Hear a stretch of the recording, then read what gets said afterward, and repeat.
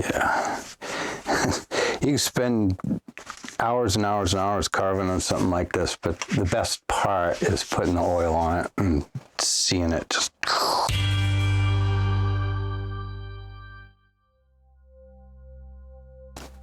Yeah, we were discussing linseed oil and the differences between boiled linseed oil and raw linseed oil. Linseed oil comes from flax, basically. Linseed, flax seed, same thing. Have some all mixed up here. Boiled linseed oil is a drying oil, and it will actually, when you use it on wood, it'll harden and create, a good shell of a finish. Eventually, it takes a long time for it to dry. Yeah, this has had one coat only, and that was several weeks ago. So it has dried out a bit. It's still darker now than it was when I was working on it as just raw wood, but hopefully you'll be able to see a noticeable improvement. Even though boiled linseed oil is what you would use on woodwork that was going to be indoors. Raw linseed oil is something that you would put on outdoor stuff, like you could put it on the handles of your wheelbarrow or anything like that, but you also would use the raw linseed oil to put on iron that you use outdoors, say hoes, shovels, things like that, if you wanted to kind of keep the rust down on it. When you put your first coat of linseed oil on a piece of wood, it's going to look all like this, nice and shiny and pretty and all of that. But as it soaks in and dries, that luster goes away. But as you keep reapplying it, the luster builds, and you get this deepness, that you can see. It just goes deep into the wood. A really nice oil finish is hard to beat. It has real character. It's not just get deep. Right. Yeah. It really brings the spirit of the wood out.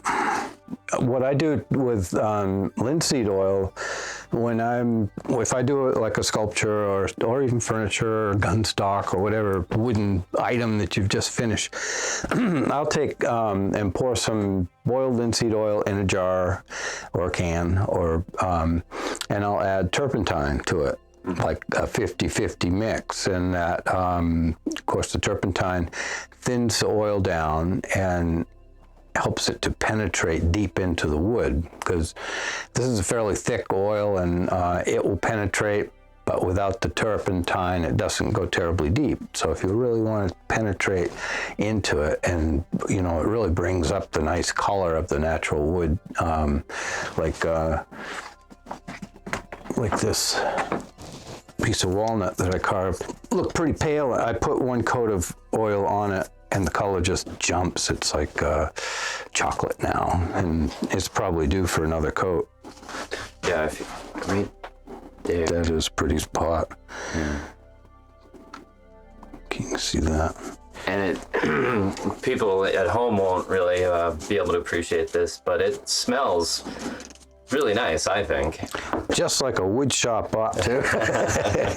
So the main purpose of the linseed oil is as a preservative, but it has the effect of making the wood more beautiful. Yeah, it's a sealer, it's a finish. I start with turpentine mixture with the linseed oil, and then you give it many coats, and as I'm applying coats, with good amount of drying or, setting time in between, and the turpentine will help it dry faster. So we're talking about hours or days or? Weeks. Weeks. Ideally, weeks to months even. A real good oil finish, if you had the time to do it, takes a year or more to get really right, but certain things you can kind of push the envelope a little bit on it. But yeah, so as you're applying, you're backing off of the turpentine and fortifying the linseed part of it until you get to the pure linseed, and then I'll continue with another trick is you take beeswax and mix that with linseed oil. You know, you got to heat both parts up so that they'll bond, blend, and then you let it cool. And if you do a 50-50 mix of beeswax and linseed oil, you end up with a paste wax. But that would be the last thing that you do to it. So flax is kind of a cool thing. I mean, if it produces a nice oil finish like this and linen, anyway, don't that look pretty? But now you get it all shiny like that, and that's way more oil than you want on it. So you apply it like that, so you make sure you get everybody a good dose of it, and then you wipe it all off, because it will have already soaked up all that it should have. Oh, okay. And if you don't, you end up with this real gummy, sticky mess that is not very good. Vinegar. I do this every time. Oh, there it is, I think.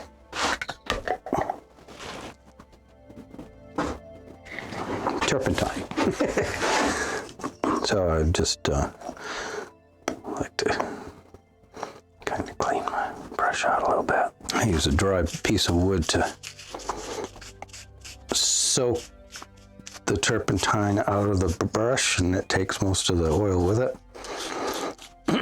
For now, that'll be good enough. I'll come back and clean that better later. So yeah, you take and wipe it down with a clean rag, preferably one that doesn't have a lot of lint. Paper towel works good, although if you overuse it, you'll end up with lint.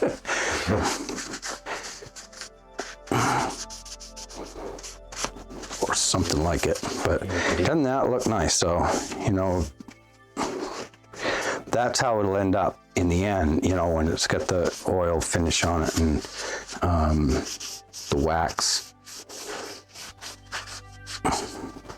It's all wet and shiny like that, but that's what you want to see in the end, is a nice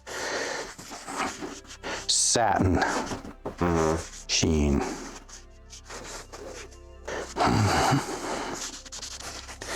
So this will probably get another 4 coats before I start thinking about putting the final wax finish on. But there, that's pretty much where I'd leave it. And if you rub it too, that's a really good thing. The heat from the friction in your hand drives it in.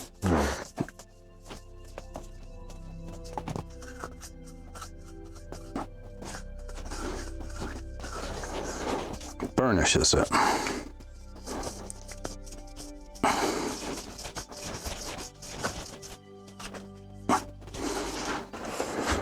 Doesn't that look nice? I'd say it looks considerably better than it did when I first picked it up to show you. Yeah, it definitely has more of a luster to it. Yeah, well, that'll tone back as it dries and more stuff. Sort of detail in the grain. Yeah. Especially, right? That is a pretty side. I was admiring that when I was working on it. Yeah. And it's the beauty of working with, pieces of log like this was made out of, is it's over here too. You find all these beautiful little treasures buried in there. Like this, I just think that's so cool. Yeah, it ended up, I couldn't have planned that. Right, smack in the middle of the forehead there. Yeah. Got a blaze like a horse or something. And never leave your oily rags laying around. Always either throw them in a furnace or in a can that's got a lid or some other fire-safe. The stuff will spontaneously combust. And it happened to my brother down in his workshop, and it was not a good thing. He was lucky that it didn't burn the shop down. It didn't. That's good, but could have